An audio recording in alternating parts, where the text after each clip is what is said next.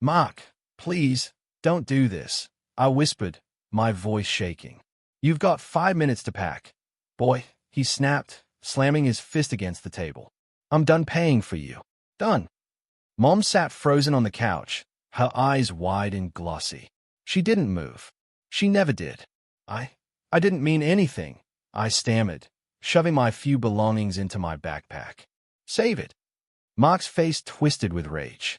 I've had enough of your whining, your stupid grades, your useless presence. Out. Now. I froze for a second, hoping, praying that maybe he'd stop. But the icy glare in his eyes told me everything. Mom whispered, almost to herself, I can't. Her hands trembled in her lap. Your mother's scared of me, Mark said, smirking. Good luck surviving, loser. I swallowed back tears, my stomach knotting with hunger and fear. My words caught in my throat. There was no escape. The front door slammed behind me, and the cold wind hit my face like a slap. Snowflakes stung my cheeks, and my hands were numb. I trudged down the street, backpack heavy with nothing, feeling invisible. Every step made me smaller, like I was disappearing into the night. Why did this happen? I muttered to myself, hugging my knees against a fence. Why couldn't someone, anyone, care? A soft voice startled me. You look lost, kid. I looked up. An old man stood by the alley, holding a broom. His clothes were worn, but his eyes, they weren't judging. They were calm. I'm fine, I mumbled, unsure if I wanted to answer. You're not fine, he said gently. No 12-year-old should be out here in the cold. Come on, let's get you somewhere warm. I hesitated. Trust didn't come easy anymore. But hunger, cold, and loneliness outweighed caution. Okay, I whispered. He led me to a small building, a janitor's shed behind a school. It smelled faintly of bleach and old wood, but it was warm. He motioned to a cot. Sleep here. Eat this. He handed me a small sandwich. Thank you, I said, my voice cracking. I hadn't eaten all day. Call me Mr. Harris, he said, settling into a chair. You can call me anything, really, but you need to rest first. Then we talk. I took a bite, savoring the warmth, the feeling of being seen. Why? Why are you helping me? He chuckled softly. Because someone saw me once when I was 12, too. Saved me from a night like this. I figure it's my turn to pass it forward. I felt something stir in me, a small spark I hadn't felt in years. Do you think I can be better than him? My stepdad. Mr. Harris leaned back, eyes thoughtful. Better than someone else. Maybe. But better than who you were yesterday. Absolutely. I nodded slowly, chewing my sandwich, letting the words sink in. For the first time, I imagined a life where I wasn't scared, where I wasn't invisible. You're quiet, he said after a moment. Most kids in your situation shout, cry, or run. You're thinking. That's good. Smart. I don't want anyone else to control me again, I admitted, my voice barely above a whisper. Good, he said, smiling. That's the first step. Control your life. One choice at a time. Tomorrow, we figure out your next step. You're not alone anymore. I wanted to argue, wanted to ask if this was real, but I didn't. For the first time in my life, someone believed in me. Do you think I can really get out of this? I asked quietly. Mr. Harris patted my shoulder. Kid, if you can survive tonight, you can survive anything. But you have to want it. Do you? I swallowed hard, nodding. I do. He smiled. Then rest. Tomorrow, we start building the life you deserve. One day, one step, one choice at a time. As I lay down on the cot, I stayed at the ceiling. For the first time, I felt a tiny flicker of hope. That night, frozen and abandoned, I swore I would never let anyone throw me away again. Breakfast is ready, Mr. Harris called from the tiny kitchen corner. I shuffled over, still tired, my stomach growling. Thanks, sir. You're welcome, he said, pouring coffee into a chipped mug. Eat first, talk later. You've got work today. Work? I asked, eyes narrowing. What kind of work? Odd jobs. You sweep, you clean, you carry, you learn discipline. You think life gives handouts? I shrugged. No, sir. Good answer. Attitude matters more than skill, he said, sliding a small sandwich toward me. Eat. Then we start. As I munched quietly, I remembered last week at school. Mark had laughed when I spilled ink on my notebook. You're hopeless, he said. Can't do anything right. I clenched my fists under the table. I'll show him someday, I whispered to myself. You muttering, boy? Mr. Harris asked, raising an eyebrow. And no, sir, I stammered. Good. Channel it into work, not words. I spent the morning sweeping and organizing Mr. Harris's storage room. My hands were raw, my back ached, but he nodded approvingly. Not bad. Not bad at all. You've got grit. Later, while stacking boxes, I heard a giggle outside. I peeked through the window and saw a girl, around my age, struggling to carry a basket of books. Need help? I called. She turned, surprised. Oh, yes, please. I ran out and helped her lift the basket. I'm Jake. Sophie, she replied, brushing snow from her coat. Thanks, you didn't have to. No, really. It's okay, I said, feeling a small flicker of pride. Do you live around here? She asked, curiosity in her eyes. No, sort of, with Mr. Harris. I work here, I muttered. I didn't want to explain too much. Mr. Harris, she smiled. That's my neighbor. I've seen you cleaning outside. You're good at it. Thanks, I guess. My chest warmed at her genuine tone. No one had ever said that to me before. Over the next few weeks, Sophie and I became inseparable. You think anyone can really escape a life like ours? She asked one afternoon, throwing a snowball at me. I dodged. I have to. I can't go back to being useless, like my stepdad wanted me to be. Same, she said, smiling. I'm done being scared. We can help each other, right? Yeah, we can. I smiled back, feeling something I hadn't in years, hope. At school, I surprised myself. I answered questions in class, solved problems, even helped others. Jake, that was excellent, my teacher exclaimed. You've improved so much. I flushed, whispering to myself, I can do this. I can change. One evening, I carried my groceries into Mr. Harris's shed. He looked up from his newspaper. You're getting stronger, but strength without control is worthless. I understand, I said. I want to control my life. I don't want to end up like. I stopped, thinking of Mark. Exactly, he said. Don't just survive. Thrive. One choice at a time. You've got fire, kid. Use it. I nodded, holding the bag close. I will. I promise. Sophie and I spent hours planning small goals. School, sports, part-time jobs. Imagine, she said one evening, if we could make something of ourselves. Real lives. Not just surviving. I stared at her, heart racing. We will. I swear. No one will ever control me again. Days turned into weeks. I won my first school competition, science project. My hand shook as I accepted the small medal. Jake, you did it. Sophie cheered, throwing her arms around me. We did it, I said, smiling. For the first time, I felt capable, like I wasn't invisible. Mr. Harris nodded that night.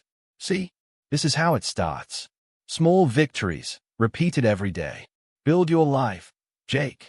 Let your past fuel you, not define you. I lay on my cot that night, Sophie's words echoing, Mr. Harris's advice lingering. I thought of Mark, sneering, laughing at my failures. Someday, I whispered into the dark, I'll show him. Not just by surviving, but by thriving. By being better. By winning. For the first time in a long time, I wasn't afraid. I had work, friends, mentors, and a plan. Trash from the past. Maybe. But hope. Hope was mine to hold. Jake, you're late again, Professor Lang said, raising an eyebrow as I rushed into his office. I know.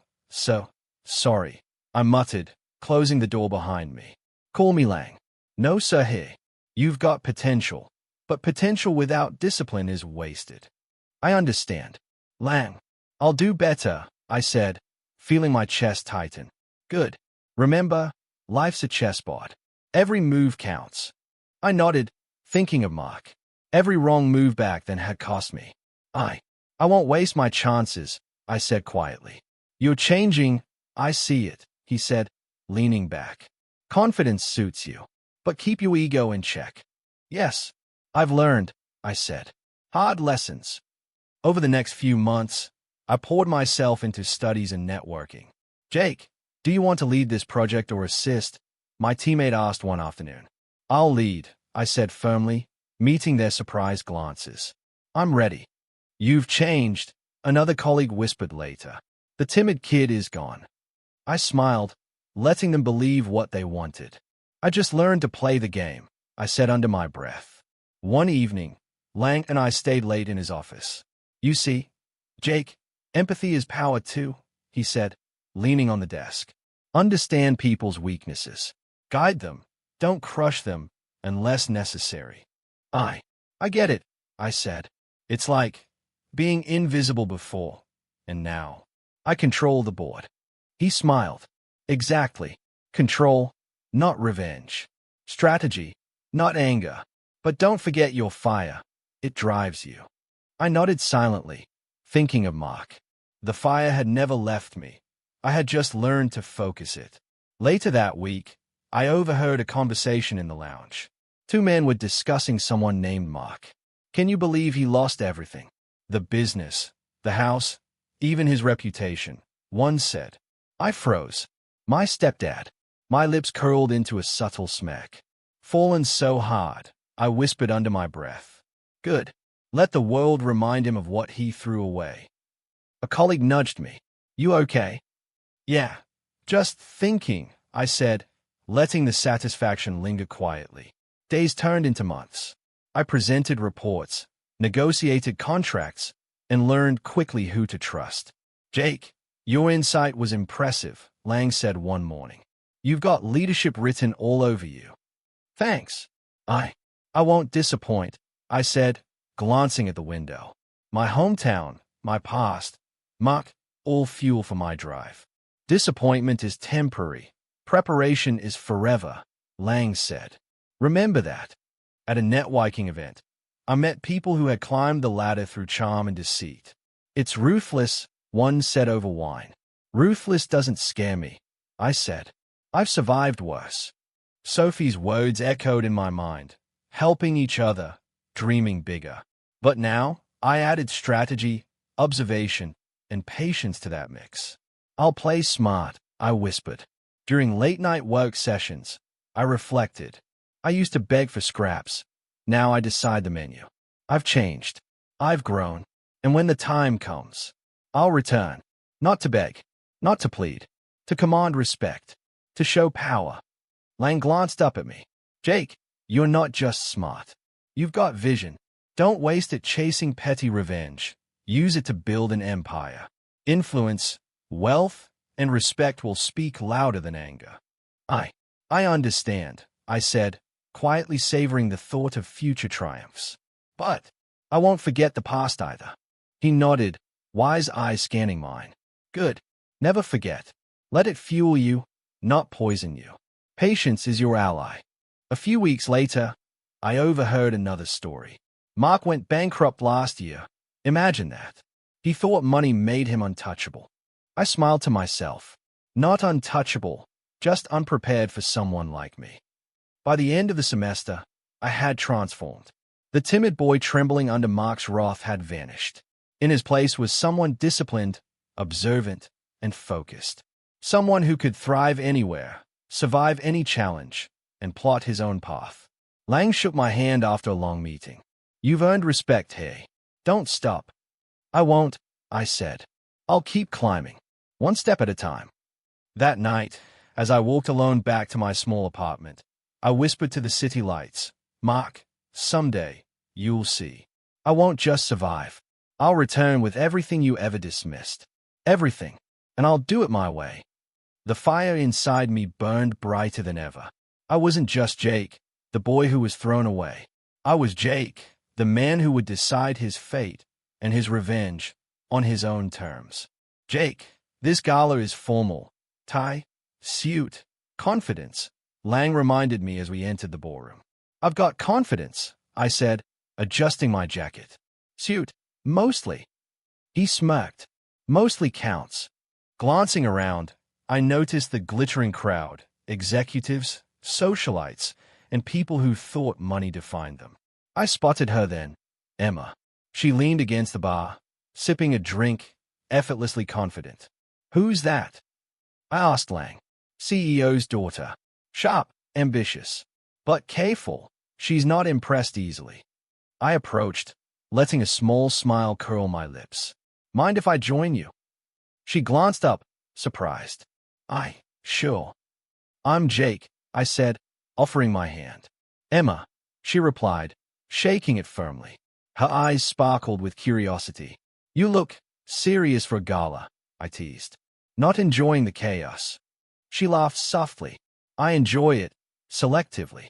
You? Mostly observing, I said, learning the rules before breaking them. She raised an eyebrow. Interesting approach. Rules are overrated sometimes. Agreed, I said, but knowing them first makes you dangerous. Her laughter rang again. Dangerous? Huh? I like your confidence. Most guys here, well, they try too hard. I prefer strategy over effort, I said, smiling. Timing is everything. Timing? She asked, curious. Yes, I said, keeping my tone light. Patience, observing, knowing when to act. Works in business and life. Emma tilted her head. I like that. Rare to meet someone who thinks like that. I felt a rush of excitement. Maybe you and I should compare strategies sometime. Maybe we should, she said, eyes twinkling. Later, I overheard a waiter talking quietly to another guest. Did you hear about Mark? He lost most of his investments last year. Almost bankrupt. My stomach tightened, a slow smile forming. Mark, humbled. Karma moving quietly. Interesting, I muttered under my breath. Emma noticed. Interesting. Just noticing patterns, I said, deflecting. She smirked. Patterns? Huh? You're mysterious. I prefer deliberate, I said. Mysterious can be overrated. We moved to a quieter corner. So, Jake, she said, leaning forward. What drives you? Work? Power? Fame? None of the above, I said. Control. Over myself, my life, my choices. She studied me. That's compelling. Most people want control over others, not themselves. Self-control is the foundation, I said. Everything else follows. She nodded slowly. I like your philosophy. You think before you act. Not many do. I've learned the hard way, I admitted, thinking of nights with Mr. Harris and my past with Mark. Mistakes teach you more than comfort ever could. Emma smiled, intrigued. Sounds like you've been through a lot. Enough to know how to plan, I said, eyes drifting toward the edge of the room. I caught a glimpse of a man hunched in a corner, older, shabbier. Mark. His face was pale, and he avoided eye contact. I clenched my jaw subtly. Speaking of planning, I said, refocusing on Emma. Timing matters. Sometimes, you wait years for the right moment. Years. Hey, she said, playful curiosity in her tone. What are you waiting for? I smiled faintly. The right opportunity, and sometimes, the right person. Emma tilted her head, eyes bright. Careful, Jake. You sound like you've got secrets. Maybe, I said, letting a small, controlled smile play on my lips. But everyone does. The trick is knowing which ones to reveal. Her laugh was soft again. I like that answer. Mysterious, strategic, dangerous even. I'll take that as a compliment, I said. As the evening progressed, I stayed close to her, weaving light banter with careful observation. Mark slipped further into the background, unnoticed, irrelevant in this world I was building. When the gala wound down, Emma glanced at me. We should do this again, strategy and all. Absolutely, I said. Soon, and maybe next time, I'll teach you a few tricks. She laughed. I'll hold you to that. Walking away later, I whispered to myself, Mark, your time is ending. Mine is beginning. Carefully, deliberately. I'll return, and I'll make sure you notice. In every possible way. The fire in me burned stronger. Emma's spark, my own growth, and the sight of Mark's ruin fueled a single thought. The game was on, and I was finally in control. I can't believe I'm doing this, I muttered to Sophie as we drove through the old neighborhood. You can, she said calmly, eyes on the road. You're not the scared kid you once were. Remember that. I know, but seeing them again, my mom, Mark, it's different now, I admitted, gripping the steering wheel. Different how? Regret, arrogance, all mixed in a cocktail of pain I lived through. Sophie glanced at me. You don't have to confront them directly. Observation counts too. Let karma unfold naturally if you want. I exhaled slowly. I just want to see, understand what they lost, and how far I've come. We parked a few blocks away. I peeked through the gate of my old home. Mom was tending to a small garden. She looked older, frail, eyes filled with something I couldn't name. And Mark, he barked at a delivery man, loud and sharp, but his movements lacked the confidence he once had. I see it, Sophie whispered. You see the cracks. I nodded. Every smug smile hides a failure. Karma in motion, slow, subtle, but satisfying. A neighbor came out, waving. Linda, Mark, long time no see. Mom's voice trembled. Oh, hello, Mrs. Powell. Jake. I murmured to myself, recalling my childhood, the humiliation, the nights of being ignored. Mrs. Powell's husband added, Heard you lost the business, Mark. Tough times, huh? Mark's face flushed, but he waved it off. Minus setbacks. Nothing serious. I stifled a smile. Minus setbacks. The man who once threw me away was pretending life hadn't caught up. Mom, she looks remorseful, I said quietly. But it's mixed with fear. Sophie nodded. She is. And she's limited by it. You can't fix her. Only your path matters. I moved closer to overhear the conversation. Jake, your stepdad thinks is untouchable, I whispered. And yet, he's failing, just as he should.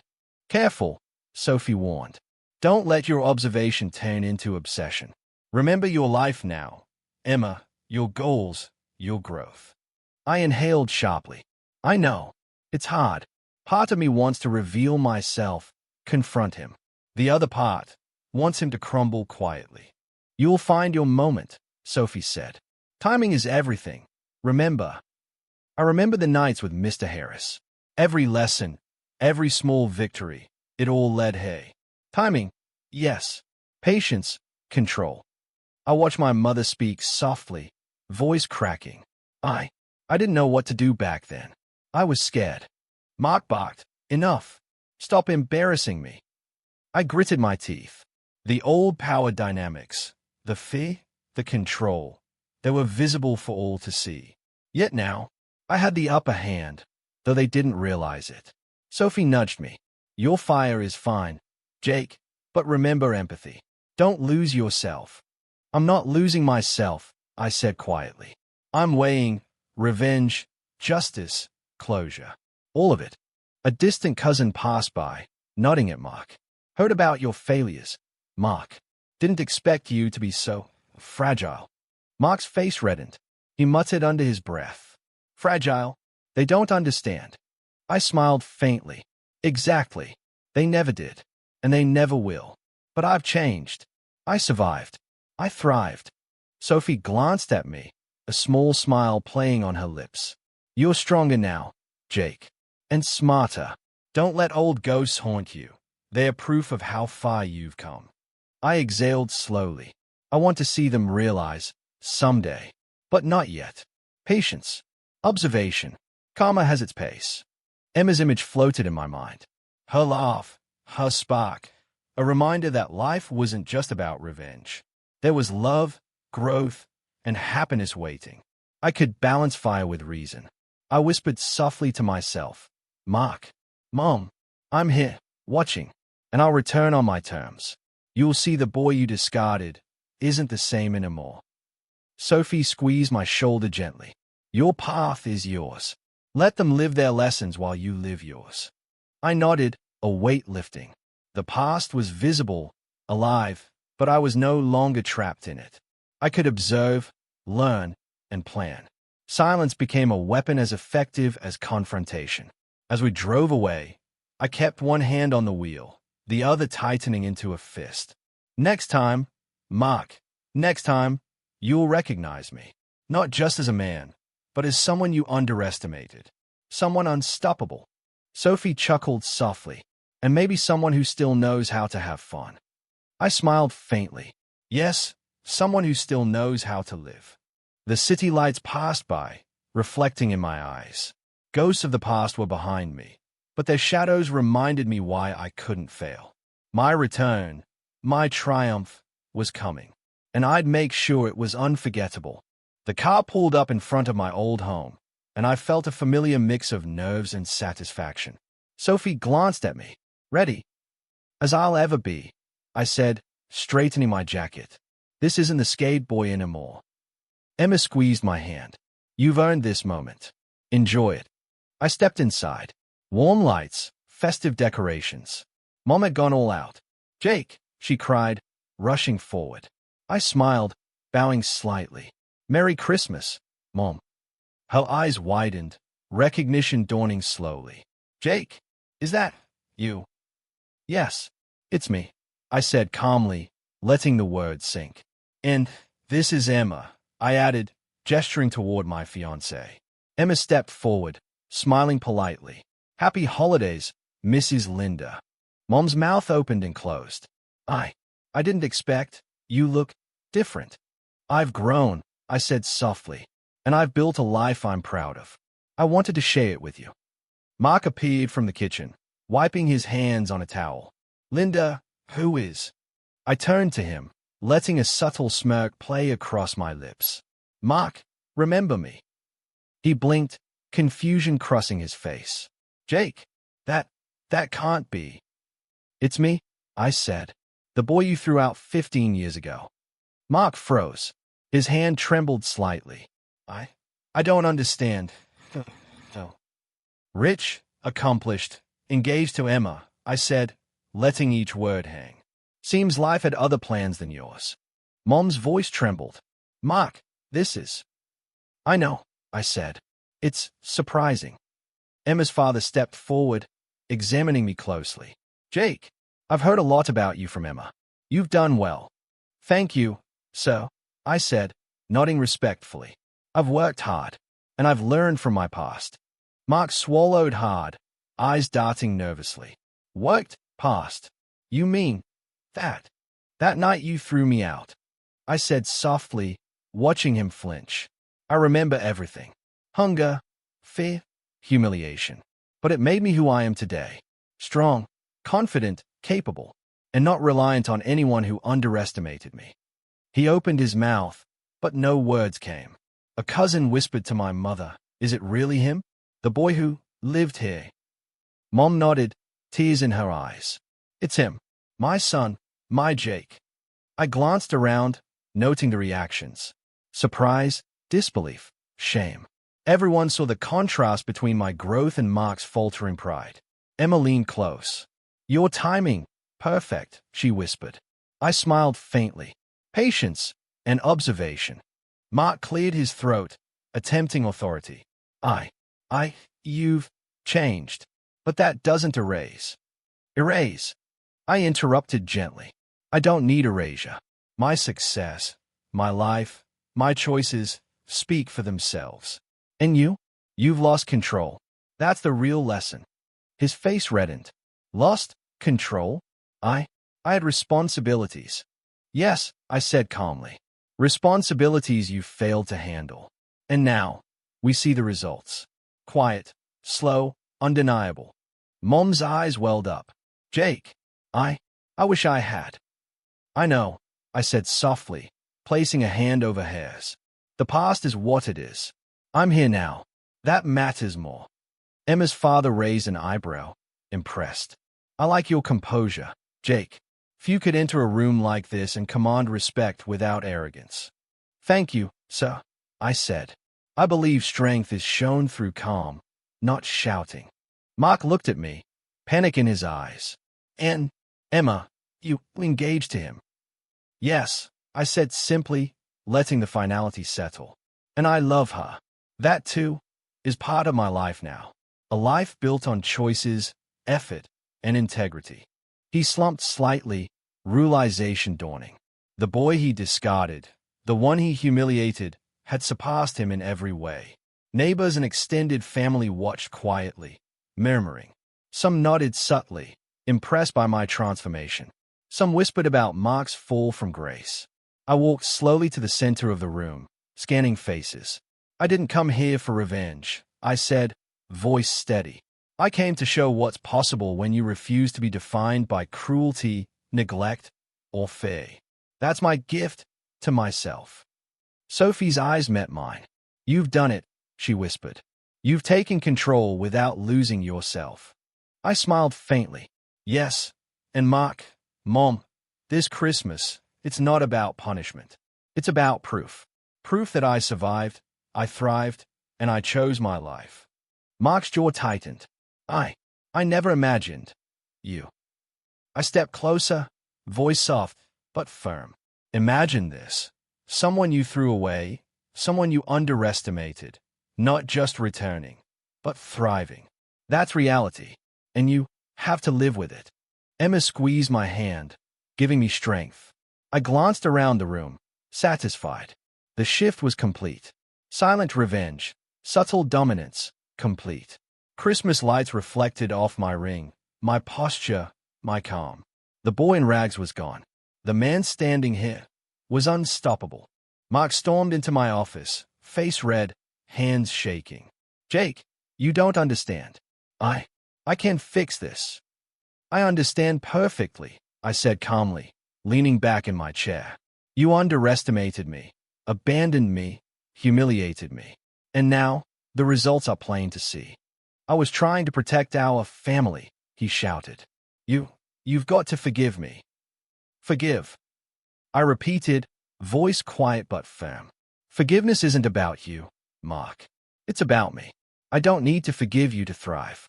I've built my life despite you, not because of you. He stumbled back, his expression twisting in disbelief. This isn't Faye. Faye? I asked, standing. You threw a 12-year-old boy into the streets. You humiliated him. You failed as a father, a husband, a man. And now, you're facing the consequences of your own arrogance. His jaw tightened. You think showing up in my city, with your success, ruins me. It already has, I said softly. Your deals are falling, your friends are leaving, and your pride is shattered. You created this. I simply survived. He shook his head, muttering under his breath. I never imagined. I stepped closer, voice steady. Mark, it's not imagination. It's reality. Every choice you made, every cruel word, every act of neglect has built this moment. Karma isn't personal. It's inevitable. The door opened, and Mom appeared, eyes glistening. Jake, I need to say something. I glanced at her, expression neutral. Go ahead. Her voice trembled. I was weak. I was scared. I watched. I should have protected you. I should have stopped him. I nodded slowly. I know, Mom, and I understand. Fear is human, but inaction hurt me more than words ever could. Tears welled in her eyes. I'm sorry. I'm ashamed. Apologies don't erase the past, I said softly, but they can guide how we move forward. That matters more than guilt. Mark's face twisted. You're still soft on her? After everything? I'm strategic, Mark, I said, voice calm. Compassion doesn't weaken me. It strengthens me. Unlike you, I've learned to balance emotion with action. He laughed bitterly. Balance. I've lost everything. Social standing, business, friends. And you're thriving. I smiled faintly. I thrive because I never let fear or humiliation define me. You let yours define you. That's the difference.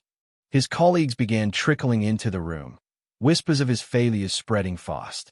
Mark, is it true? One asked. The deal fell apart. Your investors pulled out. Yes, well, it's complicated, he stammered, avoiding eye contact. Complicated, I said, voice firm. No, it's simple. You ignored responsibility, integrity, and foresight. Now the consequences are public. Simple cause and effect. A former friend stepped forward. Jake, he's telling the truth. The empire he built is crumbling. We didn't see it coming. I nodded slowly. Mark thought appearances mattered more than substance. Now we all see the results.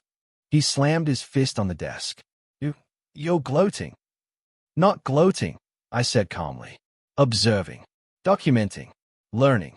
That's how life works. Every failure, every choice, it teaches something. You've taught me more than you ever realized.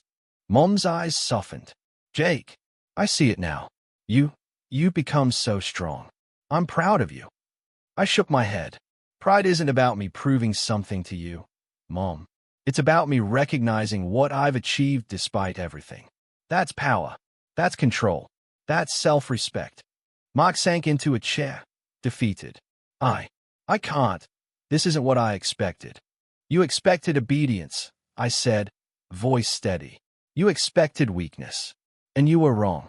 Completely wrong.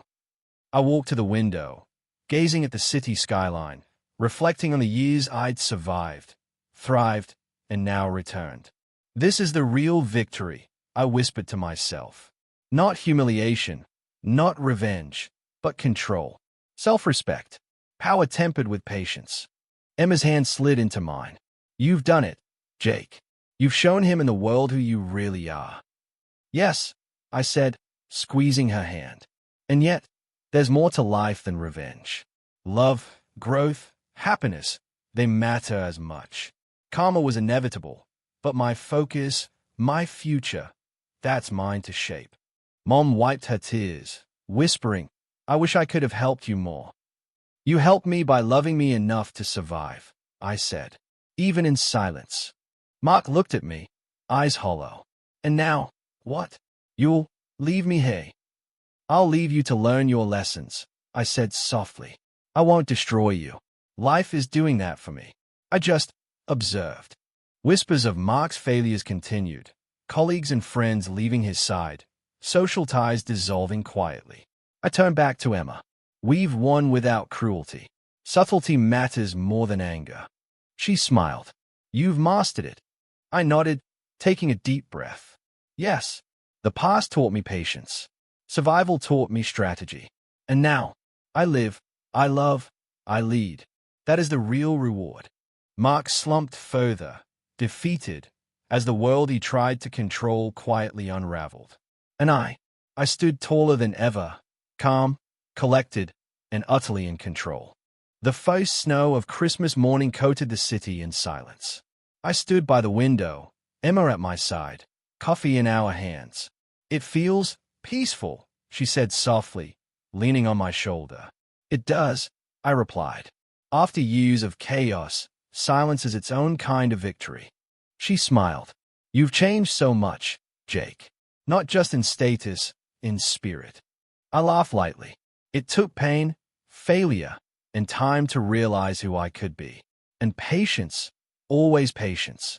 Emma looked at me curiously. Do you ever think about Mark? I exhaled slowly. Every day, in some way. Not with anger anymore, just understanding. His living with the consequences of his choices. Humble, alone, regretful. Karma didn't need me to intervene. Isn't that enough? She asked gently. Yes, I admitted. It's more than enough. I survived without losing myself. That's true triumph. She squeezed my hand. And us? Are we happy without revenge lingering? Completely, I said, smiling. Our love is built on respect, growth, and trust. Not anger. That's the kind of power that matters. I remembered Sophie's advice, her voice steady during our darkest days. Jake, revenge is fleeting. Control, love, patience, that lasts. I whispered. She was right. All along. Emma tilted her head. And your mother? I thought back to Mom's tearful confession. She's learning too. Weakness and fear didn't let her protect me then, but she's trying now. That matters more than resentment. The phone buzzed. A message from my assistant reminded me of a business meeting. I laughed softly. Even Christmas can't stop the world from spinning. Emma chuckled. Good thing you're in control now. Yes, I said, eyes narrowing thoughtfully. Control isn't about domination. It's about choice. Choosing how to act, when to speak, and what to forgive. Choosing happiness. We stepped outside, snow crunching beneath our feet. The city was quiet, lights twinkling, people bustling without realizing the small miracles around them. I glanced toward my old neighborhood, Mark's house barely visible through frosted trees. I wonder if he's awake, Emma whispered. Probably, I said, alone, thinking about decisions he made years ago. That reflection is justice enough. She nudged me playfully. And you? Will you ever go back there? I shook my head. No, the boy I was lives there, in memory only. The man I am chooses a better path. Happiness, love, respect. That's my home now. Snowflakes drifted on my coat as I recalled moments of humiliation. The cold nights on the street, the empty fridge, the whispers of neighbors. Each memory had carved a path to this morning, each pain a stepping stone to growth. Emma smiled up at me. You've truly transformed, Jake. Inside and out. I had guidance, I said, thinking of Mr. Harris, Lang, Sophie. Mentors, friends, people who believed when I didn't. They shaped me as much as my hardships. She squeezed my hand again. And now you can finally breathe, knowing you've conquered it all. Yes, I whispered, watching children building snowmen across the street. Conquered, but without malice. That's the difference. I don't need to crush anyone to stand tall. Life itself did that for Mark. I pictured him now. Mark, slouched in his quiet house, alone with regret. No dramatic confrontation, no public shaming necessary. Just silence, reflection, and the truth of his failures. Emma tilted her head, curious. You look satisfied, peaceful even. I am, I admitted. It's a calm, quiet satisfaction. Not from revenge, but from knowing I chose my path, and no one could derail it. That's power. That's freedom. We entered the living room, lights twinkling on the Christmas tree. Emma turned to me, eyes bright. So, we keep building our life, together. Yes, I said, holding her hands. Together. Love, respect, and mutual growth. That's stronger than any revenge, stronger than fear. That's my true victory. I glanced at the gifts under the tree, wrapped in festive paper, and thought about the past. No bitterness, no anger, just acknowledgement of the journey. Every hardship, every tear, every lonely night had led to this clarity. Jake, Emma said softly, resting her head on my shoulder. You've earned this happiness. You've earned yourself.